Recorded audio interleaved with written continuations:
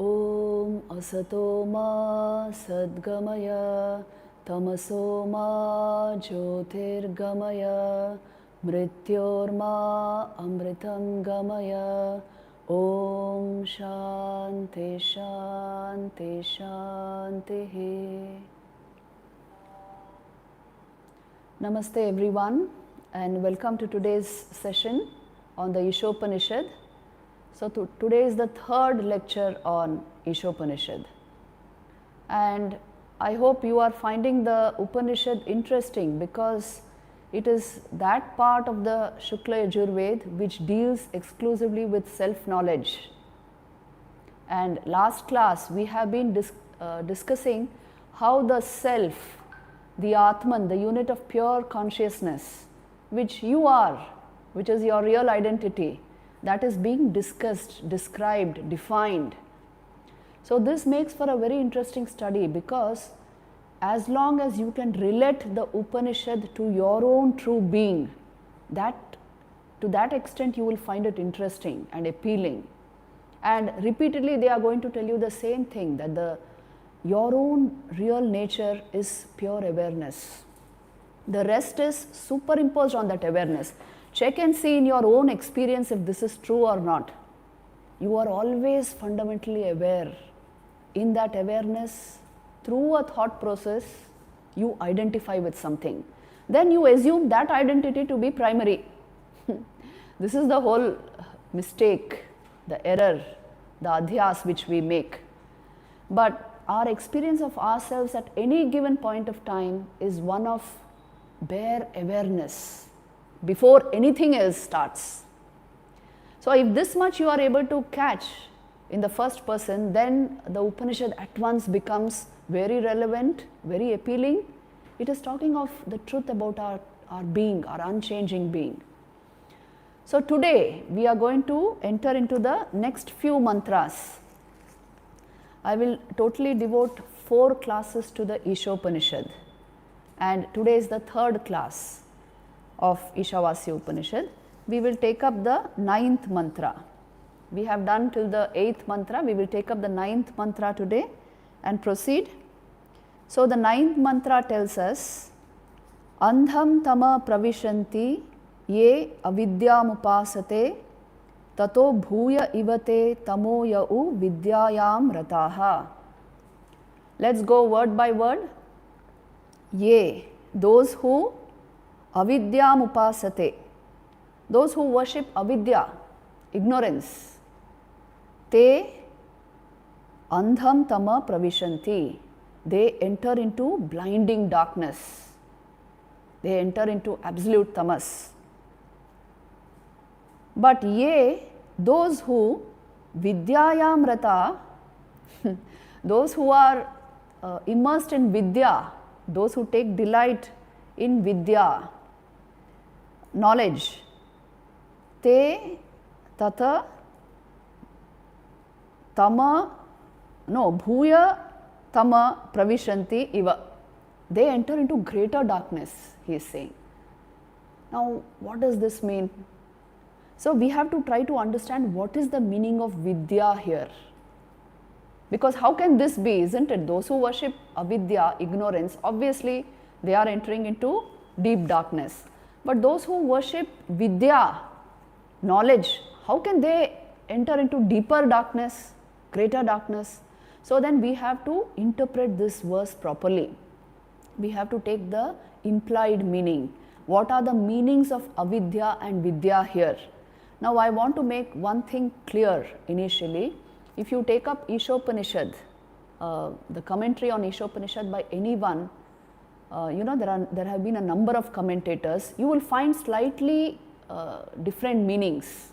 There are slight variations in this Upanishad. But I am going to take the standard meaning of Shankaracharya and from the book which is in your hands. So we are going to stick to some of these meanings, but we will also discuss a number of related ideas about these mantras. So here you see, when he is talking of avidya, he is talking of ignorance. So those who only worship ignorance, they enter into blinding darkness, obviously. But those who worship Vidya, and here by Vidya is meant, according to Shankaracharya, according to the commentators, it is meant just sticking to the ritual, the technique, and not penetrating into its essence, not realizing it, not bringing it into your system. Such people enter into deeper darkness. So you see, the exact etymological derivation of Vidya, Vidyate anena iti Vidya, which means that by which you know. Now when it comes to self-knowledge, that by which you enter into your own being, that is Vidya. Now if you are blindly following a ritual without it having its effect on your system, without internalizing it, without making the essential changes within yourself, in your mind, then it is nothing more than anything else. Such a ritual will not have much value to your life unless it is transforming you, transforming your consciousness. So then, such blind following of a technique or ritual will only lead you into greater darkness. But if you follow it as it should be done, because any technique, ultimately what does it result in? It results in a transformation of your consciousness. Please check out and see if this is happening. Whether you do puja, whether you do japa, whether you do whatever spiritual practice, ultimately is it transforming your mind? Is it bringing in more awareness? Is it raising your vital energy and unfolding awareness? If not, well, what's the use? What's the point? So this is what they are telling us. That is Vidya, which leads you into light, which leads you, here by light is meant awareness, pure awareness. The metaphor used for awareness is always light. So if this is not happening, then that Vidya is of no use to you. Mechanically following some particular technique which leads nowhere. You know, many people get alienated from real life by mechanically following something. So spiritual life is not obstinately sticking to something. It is intelligently making sure that your technique transforms you. An enlightened way of approaching these techniques is like that. So this is what is being meant here. That is why he is saying, take care. Your Vidya should lead you to the ultimate. Otherwise, you know, even in your workplace you might have seen this. There are people who blindly stick to certain things and are very, very obsessive or obstinate about it. They are called micromanagers. They may be doing something which is absolutely unnecessary and not transforming in effect. So take care of this, they are telling us. Make sure your Vidya, the technique you are adopting, takes you towards the highest. Shankaracharya in his commentaries also keeps alternating between the path of karma and the path of jnana, knowledge. And he always contrasts the two. So this also you will find in the commentary, that a mere ritualistic way of observing things will not take you very far. Ultimately, you have to bring in the transforming power of knowledge. This is what is meant by the mantra. You will find such interpretations. I told you many commentators have given different interpretations for these mantras. So, on the whole, this is what it means. Make sure your technique transforms you. Ultimately, you know, in spiritual life, those who lead it intensely, the very process, the very technique you are adopting, it is a tool for self-transformation. What does it do? Any tool, any technique, it will change the nature of your mind. It will calm the mind, it will declutter the mind, it will generate very specific, beautiful sanskars in your mind. It will liberate the mind from compulsive drives, from impulsive thinking, from all these. It's a small form of liberation. If it is not doing that, you must check and see if you are following the technique properly. That is why all of these techniques, whether yogic or Vedantic, they are means to the final liberation, which means awakening into pure awareness. So make sure that your technique transforms you. That's the message. Now, in the next mantra, please go to mantra number 10. Anyadevahur vidyaya anyada huravidyaya iti shushruma dhiranam yenastadvicha chakshire. Look at the meaning. Vidyaya, by vidya, anyat, a different result is got. Ahu, so it is said. Avidyaya, through avidya, you get a different result altogether. Anyat, eva ahu. Iti dhiranam, thus say the wise, shushruma, and we have heard it this way. Yena tat vicha chakshire, because this has been explained in this manner to us. So what are they trying to say? The result of vidya is different, the result of avidya is different. And this is how the wise see it. The result of avidya, ignorance, of course we know it. It leads to nowhere, it leads to blinding darkness. But even vidya can cause this problem if you don't handle the tool carefully, the tool in your hands, the means for higher knowledge. So this is pretty obvious, isn't it? Now look at the next mantra. They are all connected, so I am going a little fast. Look at the 11th mantra. It says, Vidyamcha yastad vedo bhayam saha ubhayam saha avidyaya mrityum tirtva vidyaya amritam ashnute. Here, who vidyamcha avidyamcha, vidya and avidya, ubhayam, both, one who takes it together, practices together, he knows. Veda avidyaya mrityum tirtva vidyaya amritam ashnute. He overcomes, or you can say, he knows the nature of immortals through vidya and he conquers death through avidya. So now, the slightly different interpretation again of this mantra is, it is also said that he goes to the world of manes, the Pitrulok through avidya, and he goes to the world of gods, the lesser gods. This is not the ultimate liberation, but the lesser gods through vidya. What they mean to say is, what you are calling vidya and avidya, it is nothing but of this world, of the manifested world. So they actually go together. Life by its very nature has this duality, isn't it? You can't remove one and take the other. You can minimize one, maximize the other, but you cannot obliterate one and take just the other. So one who can maturely see both of this, he will get the results or the fruits of that accordingly. What is the fruit of vidya? He is supposed to get the nature of the gods, or it's a small form of immortality, you can say. He gets to the world of the gods, and by having conquered avidya, he conquers death. He goes to the Pitrulok, he gets to the world of the manes.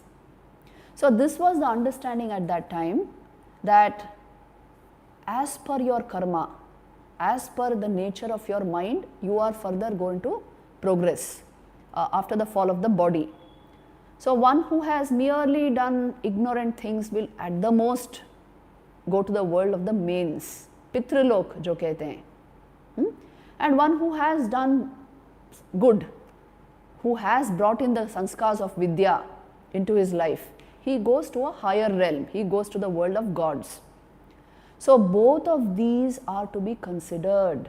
Both will come into your life, vidya and avidya.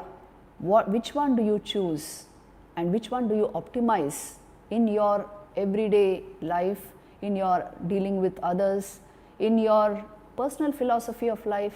Which one do you adopt? That will ultimately determine your fate after the fall of the body. This is how they are seeing it. Now here I would also like to mention, see, you remember Sri Ramakrishna used to give this very beautiful example. He used to say that, zero has no value in itself. But if you add 1 before the 0, if you put a 1 before the 0, at once that 0 gets value, isn't it? So then in fact you can add as many zeros as you want after that, and the value goes on increasing. So 10, 100, 1000, then lakh. The value goes on increasing because there is this one behind the zero. Sri Ramakrishna used to say, God, Brahman is that one. And this world of manifestation are those zeros. They will get some value if you place that one. See, this is so true if you just check your system. Unless you awaken to the depths of your being, everything will keep pricking you in life. Have you seen this? Isn't this true? Your own mind, when it doesn't find its foundation, its base, its substratum, it will keep pricking you.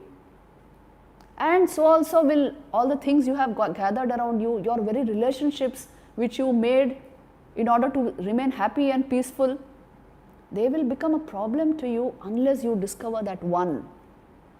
Unless you become deeply conscious and aware within yourself, then only you get the capacity to handle your mind, your thoughts, your emotions, and through that, the world around you.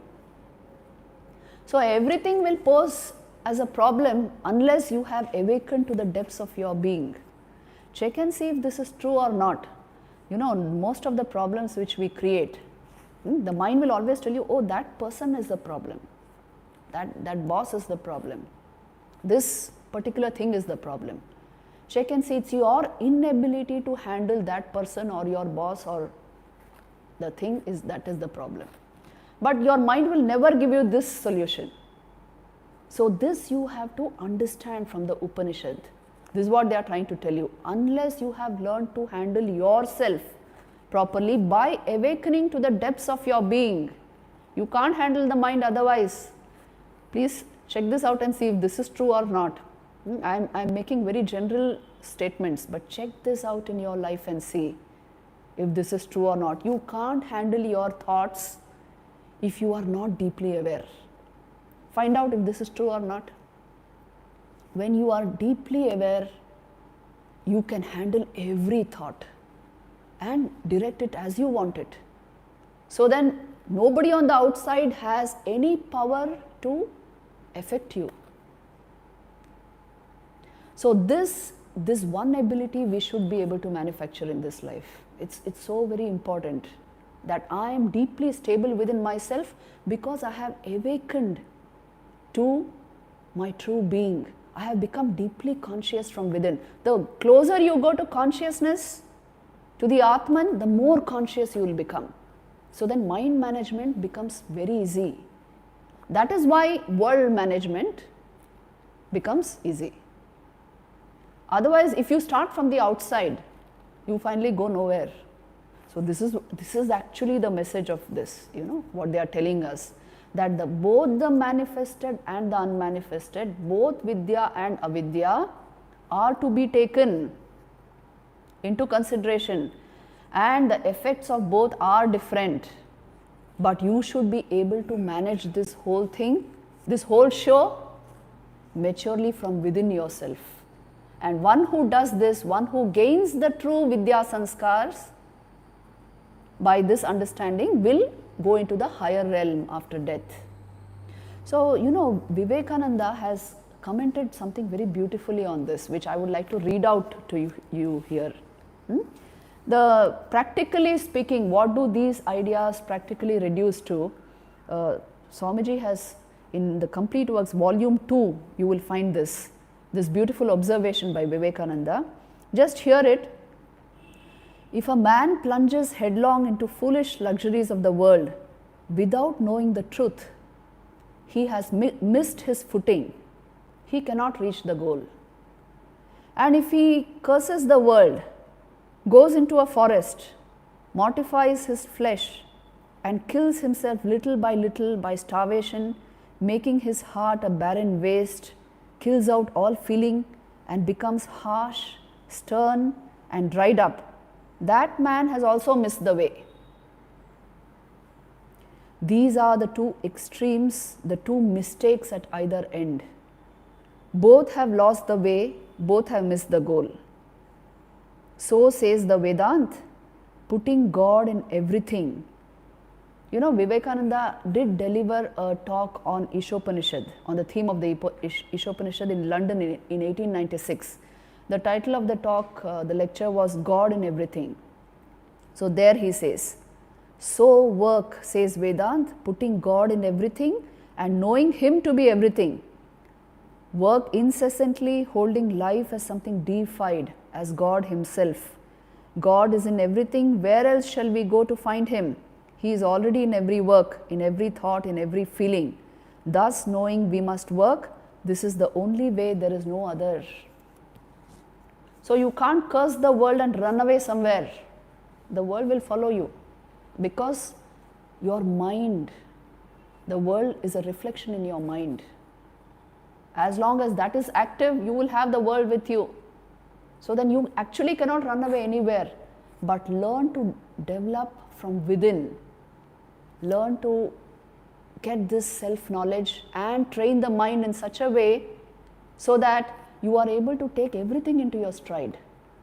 You are able to give everything the place it deserves in your life. So this is actually the meaning of these verses. Why did Swamiji say, there is God in everything, you are unable to see Him? Because the Kena Upanishad is going to give you this message. Later on we will be studying that. Pratibodha viditam matam, in every thought, in every modification of your mind, the self is reflected. That is why that modification is taking place. But you are so interested in the content of that thought that you miss out the awareness that is making the thought shine. So this, put your attention on this, and the very modification can be according to your will. Oh, this is a tremendous message of Vedanta. You cannot run away from anything, actually speaking, because wherever you go, your mind will go with you. So try to see God in everything. This is the meaning of the opening verse of the Isha Vasyam Upanishad, isn't it? What is the opening verse which we studied? That God is everything. Isha Vasyam idam sarvam yat kincha jagatyam jagat. Whatever is changeful in this universe, wrap it up with the Lord. Because it is in awareness that anything happens. God is ever present everywhere. You and I are not able to see Him, that's our problem. But He is never absent. So then, bring Him in. Wrap it up with the Lord means this. Bring in this knowledge, this level of knowledge. That is why you see, Vidya and Avidya are to be taken together. The world of manifestation is not an absolute unreality in that sense. You are seeing reality as that. You are seeing the name and form rather than the actual content of it. So this is the recurring theme in the Upanishads, the recurring idea that God or Brahman is there everywhere, ever present, never absent, and shining through everything. But you are seeing only the name and form because your mind is structured like that. It's functioning in a particular way. Through this knowledge, change this. Then you will see you are perfectly at peace with both Vidya and Avidya, and you use them as you want. You are able to see God in everything. So this is actually the message of this mantra.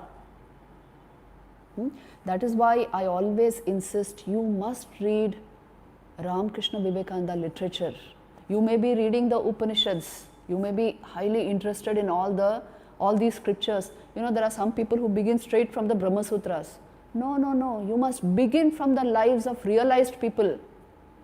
Begin from the life of Sri Ramakrishna. Begin from the works of Swami Vivekananda. So many things will become clear. They are actually speaking the words of the Upanishads in the modern idiom, as it will appeal to the modern mind. Otherwise, some of these verses can be mantras can be confusing. Isn't it? We saw it just now. So these are the deeper meanings. You cannot run away from anything of this manifested world, but you can see it as it is in reality by transforming your own mind. And this is what is called for.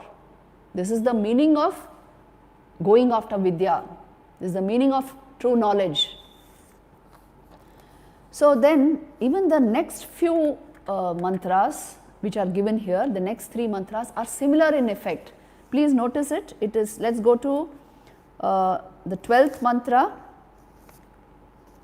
Andham tama pravishanti ye asambhutim upasate tato bhuya ivate tamo yau sambhutyagam rata. Now what's the meaning of this? You see, ye who upasate asambhutim. See, now you must understand the words sambhutim and asambhutim here. Sambhutim is that which is manifested. It comes from bhut dhatu, to become, that which is manifested. Asambhutim means that which is not manifested. Now these are both aspects of Prakriti, the unmanifest Prakriti and the manifest Prakriti. Manifest Prakriti, here it is also called Hiranyagarbha, another name is given to it, the cosmic manifestation. And Asambhuti is the unmanifested Prakriti. Now what they are telling here is, one who worships Asambhuti, the non-manifested, enters darkness. But ye sambhutyam rata, they enter greater tama, they enter into greater darkness. So you see, again this is a puzzle. What is the meaning of this mantra then?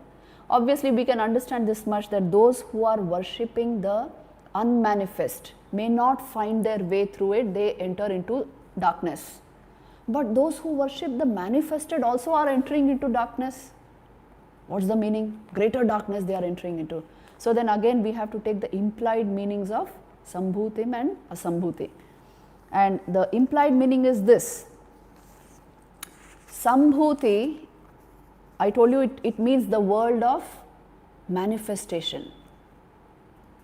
You actually worship that which manifests because it is perceptible to your senses, it is perceptible to your mind. And Asambhuti means that which is absolutely not perceptible to the senses, which is the unmanifest Prakriti. If you actually see Sankhya psychology, the table of Sankhya psychology, you can Google it and see it. You will see there, it is from this unmanifest Prakriti that everything has evolved. According to Sankhya, there is Purusha, Prakriti. These are the two realities. Sankhya is duality, a dual philosophy, two realities, and from this Prakriti, from this unmanifest Prakriti, everything has evolved. Mahat, Buddhi, Ahankar, then all the Jnanendriyas, Karmendriyas, everything, the 23 cosmic principles have evolved from the unmanifest Prakriti. Now what he is telling us here in this mantra is, these two, those who worship the unmanifest Prakriti may not be able to get any light out of it. They may enter darkness, but those who worship the manifest, they can enter into greater darkness. And the next mantra again, see we have to take these things together to understand the meaning. The next mantra, go to the 13th mantra, it says, Anyadevahu sambhavat anyadahura sambhavat iti shushrumadhiranam yenastadvicha chakshire, which means sambhavat, from the worship of Hiranyagarbha, anyat, there is a difference between the worship of that and the worship of asambhavat. There is a difference between worshipping the manifest and worshipping the unmanifest. Thus have we heard from those who have explained this to us, those seers who have explained this to us. What they are meaning to say is the results of worshipping the manifest and the unmanifest are different. Again, you see, same idea, just like Vidya and Avidya. So obviously they are different. Why are they different? Now Shankaracharya gives us the explanation that when you worship Asambhuti, the unmanifest, you may get absorbed in Prakriti. And when you worship Sambhuti, the manifest, you may at the most get what is very covetable for the undeveloped mind, the eightfold yogic powers, Anima, Garima, you might have heard of this. You become like a superhuman being who can manifest great powers. So at the most, this will be the result of these two. Now, what is the tatparya? What is the ultimate message of this? the ultimate message of this, you have to go to the next mantra. So go to the mantra number 14. Sambhutim cha vinasham cha yastad vedo bhayam saha vinashena mrityum tirtva sambhutyam vritam ashnute. Again you see sambhutim, prakriti, cha vinasham cha, and the manifested Hiranyagarbha. Tat ubhayam, one who takes both, one who is able to understand both. He, what happens to him? He overcomes death through asambhutim and achieves immortality through sambhutim. One who is able to take both the manifest and the unmanifest together, and through the power of his sadhana realize them, he is able to overcome death through the knowledge of the unmanifest Prakriti and achieve immortality through the knowledge of the manifest Prakriti. Now what do you make out of this? See, this manifested world and the world of primordial Prakriti, which is unmanifest to us, how do we handle these? Those who have even a slightly thinking philosophical nature will try to understand the basic cause behind this world of manifestation. The basic cause, Sankhya tells us, is Prakriti. She is the divine mother from whom everything emerges. Now this manifested world, if you get entangled into it without knowledge of her, without knowledge of the unmanifest, it will take you away from truth. But if you try to understand it through her, if you try to understand it through the unmanifest Prakriti, through the realization of God, at once it will start making sense. Please remember this, the Upanishadic rishis never asked us to run away from life. I told you, you can't run away anywhere. You must learn to see life in its transparent, in its absolutely immaculate purity. It is Brahman itself manifested through name and form. So, Sambhutim and Asambhutim are both aspects of that same being. If you plunge headlong into the manifest, completely ignoring the unmanifest, well, that's a foolish mistake. You are seeing it, isn't it? You plunge headlong into the life of the senses. Party every day. In 3 days, you will start feeling sick. In 1 week, you will become very sick. So this is the nature of the human mind. A life lived in the senses alone can never bring any level of satisfaction. Then you start feel for something higher. So then you enter higher levels of happiness. Finally, you understand that there is a deep connection between awareness and my vitality. Then once you understand that, you are entering the realm of, the unmanifest Prakriti. So with this knowledge, then you will learn to handle your mind, manipulate your mind. You see, mind management is only possible when you have taken your stand on something unchanging within you. Then only you can handle the changing mind. So what is that point of non-change? It is that point where you are fully conscious. That's why I told you this entire thing has to be internalized. As long as you have kept it as a philosophy, as a thought construct, it is of the nature of avidya. Check and see within yourself in the first person if this is true. Through the medium of yoga, by stilling yourself, you will be able to find out the utter reality of these ideas. So then when you discover this point of changelessness right within you, you understand that's the vantage point from where you can handle change. And that is how you bring the world of the unmanifest and manifest together. And you are able to manipulate the world of manifestation. You know, you generate a powerful mind, practically speaking, which can achieve things.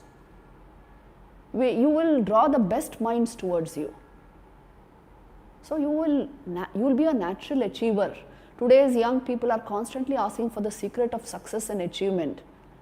The secret of success and achievement does not lie in, rushing headlong into the external. It lies fundamentally into changing the ways of your mind and bringing your mind into your hands.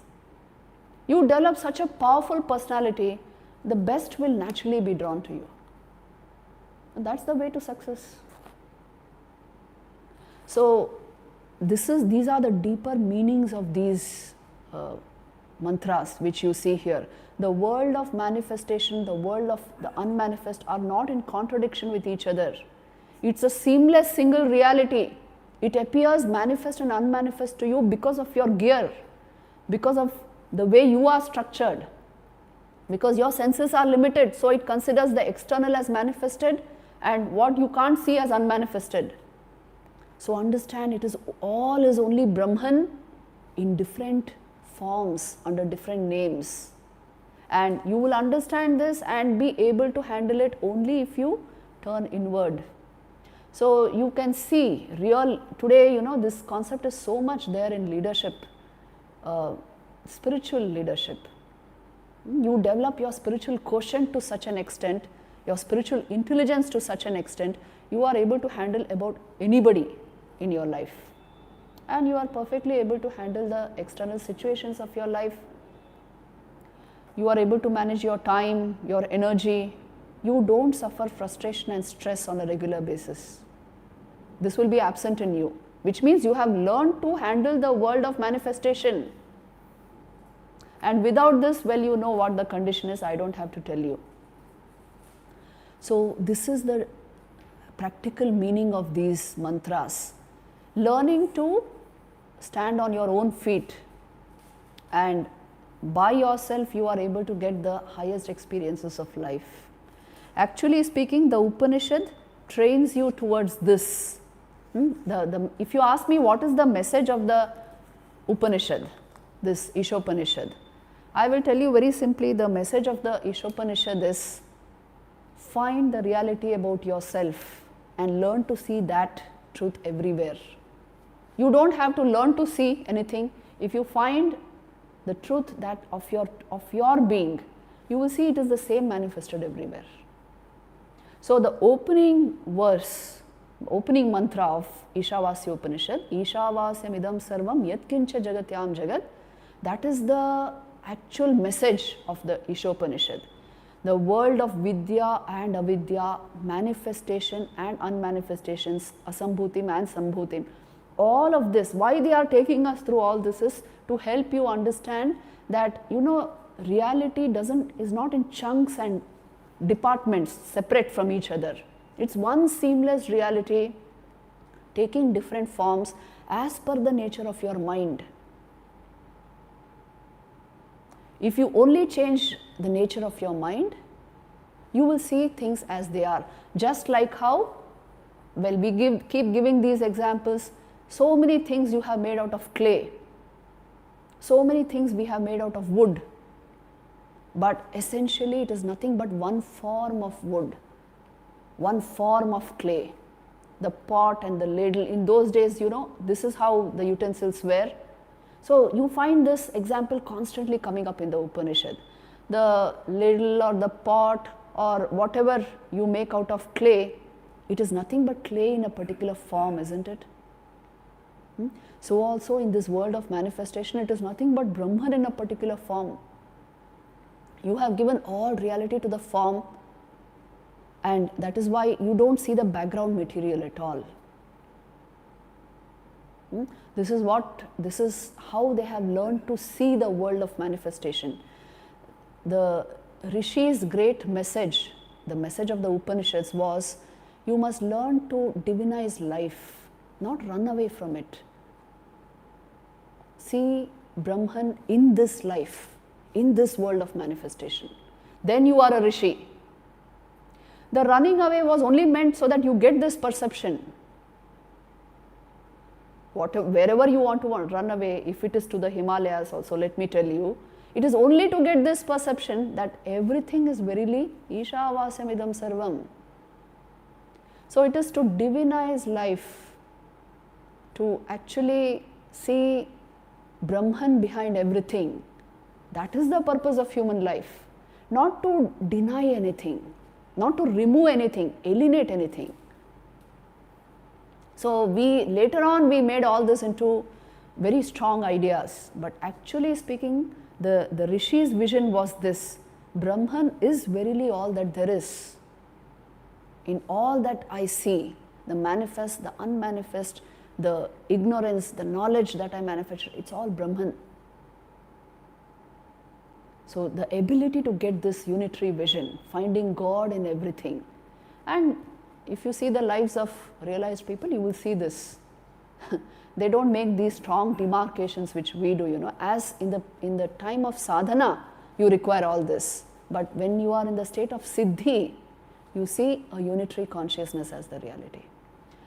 So we will stop the discussion here, and next time we will take up the rest of the mantras. Let's go to the questions today. We have lots of questions. Are there any tips for teaching kids selflessness and not always think about themselves? Yes, you see, these are very practical questions, so I'm sure it applies to all of us. And these are the things which actually matter to you in your everyday life. See, how do you give this training to your children at home? The training of selflessness, whatever we are talking about. See, on an everyday basis, can you help your child perform at least one act of service to somebody without any demands, without any tags behind it? Can you help your kid do that? I have seen a number of our devotees do it. Like when the child is offered breakfast, something of that, or whatever is packed in his lunch box, something of that has to be shared with somebody, with his whatever classmate or whoever. So do you give this message to your children every day? Every day one act. When I was in school, I studied in a convent, and we had this common practice. We had to keep a diary in which we had to write what we did for others. At least one act of service we had to write every day, what selfless act you did for others. So suppose on some day you did not do, then you would have to do it and then write it. So then it becomes a habit. Life is one of selfless service alone, because you don't know how much you are taking from life. It's entirely an exchange, isn't it? The very air you breathe, the water that you drink, it's all coming from somewhere else. Did you manufacture the air? Did you manufacture the water? The food, the simple food that comes in front of you every day? How many people have worked for it? Are you thankful and grateful for that? No, you never acknowledge it. So these ways should change. For that, you must bring it into your homes. Every day, make your child perform one act of service, and he will learn selflessness by himself. He will know that that is the way of life. When lunch comes before the child, make sure he offers a prayer of thankfulness, gratefulness before he starts eating. Then tomorrow you will not have to tell him, "Arey, your life you must be more unselfish, you must learn to honor and respect others." You won't have to teach him all that. If today you put these foundation stones of habit, make him feel grateful, kind, prayerful for every little thing that comes into his house. When we were children, any new object you got, you had to place it before God first. Thank Him for it. And through Him, you bring it into your life. So these practices are very helpful in developing a beautiful mindset of kindness, gratefulness, and naturally selflessness will develop. These things are lacking in modern life. This is something which really pains us. A lot of today's youngsters spend their time on television or internet, and constant influx of violent messages and all kinds of pictures. So this is a very poor way of living life, and how can you expect great values? So bring these small things into their lives deliberately, especially when children, the younger the better, because they are very sensitive at that age, and your love can transform anything in the child's life. So with love, if you bring in all these small habits, it makes a huge difference. We even used to teach hostel children, when you get up in the morning, first bow down to some deity, some saint, somebody, so that you learn the value of respecting. And when you bow down to real greatness, you will know how not to bow down to cheapness. You don't have to teach them that naturally they will learn. When they learn to respect value, they will keep away from that which has no value by themselves. So these are the ways you inculcate sanskars. There's a lot we can talk about this, but there are many questions, so let me restrict myself to this. The second question is, are emotions like anger, etc. meant to be controlled? Of course. Should this be a question? If you don't control these emotions, they will control you and your very behavior. And of course, then the repercussions will come from the outside world. All of these negative emotions are to be controlled. That's the whole challenge. Not just controlled, finally purged, eradicated, if you want to really become a great divine personality. Otherwise, you try to just manipulate them, and that won't work. Especially in your workplace, you will see it will not work at all. The purer the mind, the more it is capable of. So make all this very clear to your mind right now. Mataji, there are many ways of meditation. Which one do you recommend? I recommend that meditation which brings you to a point of stillness within yourself. You will see your intelligence will catch fire once you reach that point of stillness. You will become super intelligent by yourself.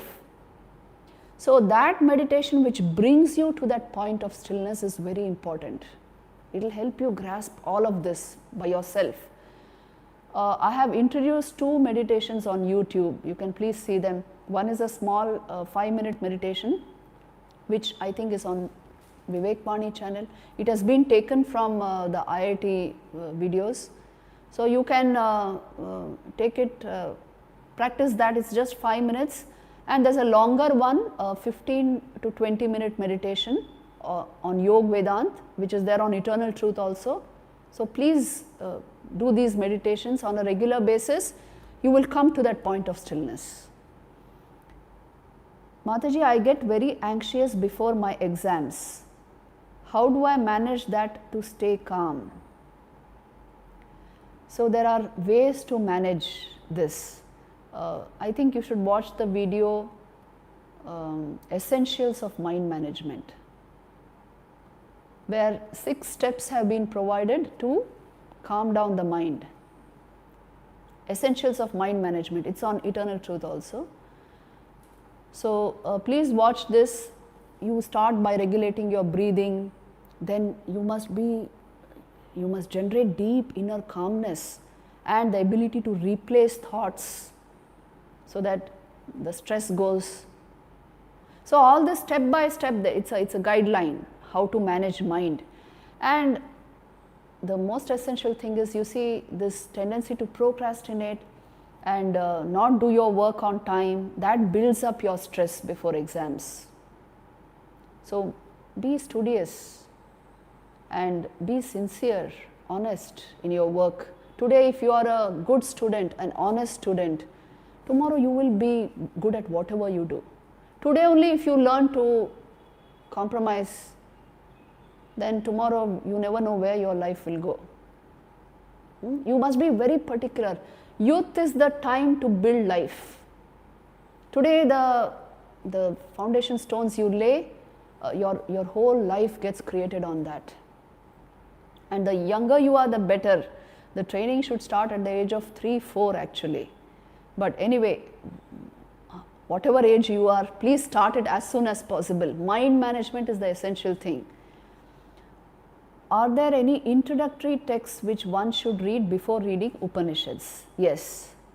This is an important question. You see, it is important to read some of these auxiliary scriptures, what are called Prakarana Granthas, in order to grasp the spirit of the Upanishads. So there are many such Prakarana Granthas by Shankaracharya. You'll find like all this Drigdrishya Vivek, Vivek Chudamani, Aparokshanubhuti, Atma Bodh, Tattva Bodh, all these are introductory texts to Vedanta.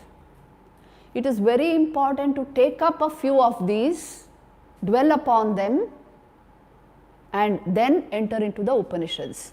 That is why in the past I covered Atma Bodh.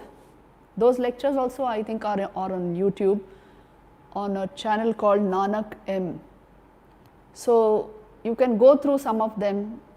It is important to start with an introductory text like this because it will give you the essence of self-knowledge quickly. And most of it, especially those Prakarana Granthas which have been written by Shankaracharya, they are very good introductions to the spirit of the Upanishads. I think you should go through Atma Bodh and Vivek Chudamani and Drigdrishya Vivek also. Today you find a whole lot of videos also on all this, so it makes it easy. Please do go through these introductory texts and then you will see these are the original mantras. They will make a lot of sense. Mataji, what are your suggestions on type of food one should eat? Very practical question. I think you should see the video Triguna theory which has been recently released. We have released Fundamentals of Yoga Psychology in 5 videos. It's all on eternal truth. You should go through it. The type of food you eat affects your mind. Okay, there's no question about this. You have to take care of the kind of food you eat. Now, what do we mean by sattvic food then? Which is the type of food which we should eat? You see, that food which is easily digests, which stays in your alimentary canal for the shortest period of time, so that you feel light after eating it, you feel good, you don't feel heavy and sluggish. That type of food obviously you should eat. Now, if you are a young muscular man who has a lot of physical work to do, maybe you can take more of protein, more of that kind of food which helps you build your muscles, because your work, maybe you are a sportsman, work can be of that kind. But for people who usually are doing yoga and all this, and students, sattvic food is best, which means a whole lot of food which has high water content, vegetables and fruits, of course dal, pulses, and carbohydrate. Take such a meal that you feel light after that, not too oily stuff and pickles and all that. No, that's all tamasic. Take that kind of food which will easily digest. Then you call it sattvic food, because you know what happens for people who lead an intense spiritual life. Let me cover only this point, because most of you are like that, I can understand. For sadhaks, what happens is you are maintaining your prana at a particular level. That's the whole point. Now, if you have to maintain it at the heart, if your mind is preoccupied with your stomach, with the process of digestion, you know, your prana gets disturbed.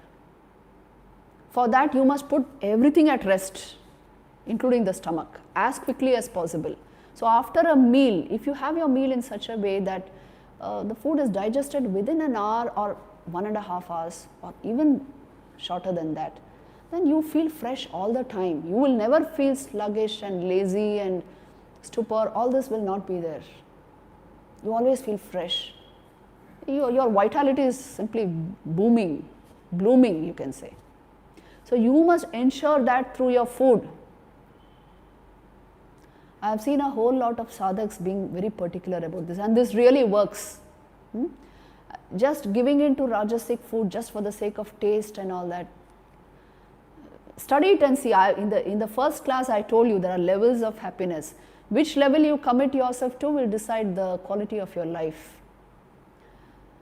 Then how do we get right vidya?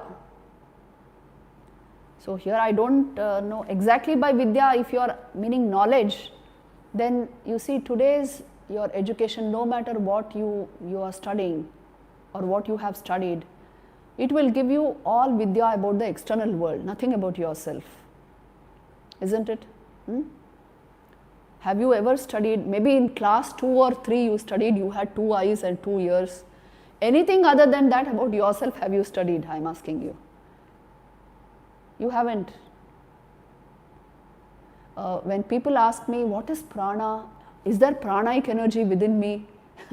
I really feel how insensitive we have become. It's like asking, is there awareness within me? So all this has happened because we have lost touch with our own being. We have never studied anything about ourselves, and we are experts at many other things about the external world.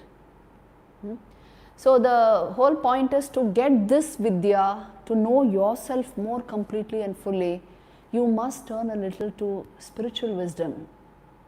This is the kind of vidya, that is why we are introducing so many important videos on YouTube and all these channels, for the simple reason there is so much of hunger. Even today's universities are asking for it. That it is so very important to focus on the self, so very important to focus on what the human being ultimately is, on mind management and such issues, rather than just manipulating the external world for our purposes. And what are those purposes? Mainly it is pleasure of the senses. So it is right vidya. When you use the word right vidya, hopefully I mean spiritual knowledge you are meaning. So for that you have to turn to a little spiritual knowledge. That is why we are bringing all this in. You can keep in touch through books, you can keep in touch through these videos, but bring some amount of this knowledge into your lives. This is very important. Then, Mataji, I need your holiness and blessing. So this is not a question. I need holiness. That's a beautiful idea. What you actually need is that you want the inspiration to come from within yourself. This is what everyone should actually need, isn't it? See, if you say, I need your holiness, what do I make of it? Whatever you are finding inspiring in me or in this class, try to awaken it within yourself. You perfectly have the power to do it, because I tell you, you are the self manifesting through this body-mind complex. Instead of paying just attention to this body and mind, go deeper into yourself. Go into your own conscious awareness. Deepen it through any technique, and you will understand that there is so much you can do with your equipment. So you see, what exactly we mean by holiness or purity is this: the ability to touch your essence. When that happens, the mind becomes very clear, the very brain becomes very clear, and the body also becomes bright. So it is important to see, don't take this as, well, somebody told me so I have to do it. This is the way a life becomes a complete life. The human life reaches its fulfillment. Until then, you will understand, until you actually take up yoga as a practice, you will understand you are a contracted something which was deeply in pain.